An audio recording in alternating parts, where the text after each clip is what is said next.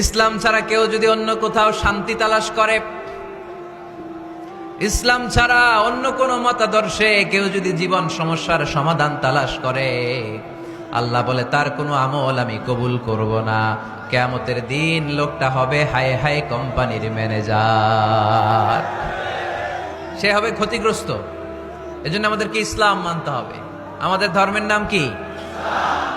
এই ইসলাম মনে হয় শুধু আমাদেরই ধর্ম, অন্য কোন নবীদের মনে হয় ধর্ম না।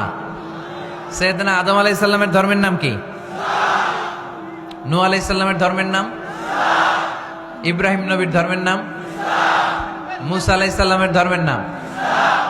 ঈসা আলাইহিস সালামের ধর্মের নাম? আল্লাহর ধর্মের নাম?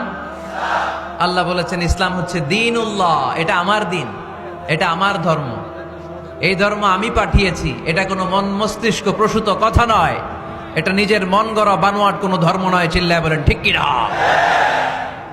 সব নবীদের ধর্মের নাম ছিল ইসলাম।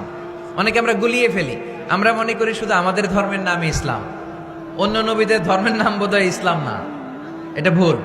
আজকে আকীদা খালেস করে নেন, কনসেপশন এন্ড আইডিয়া ক্লিয়ার করে নেন। সব নবীদের একটাই ধর্ম, চিল্লায় বলতে হবে কি নাম?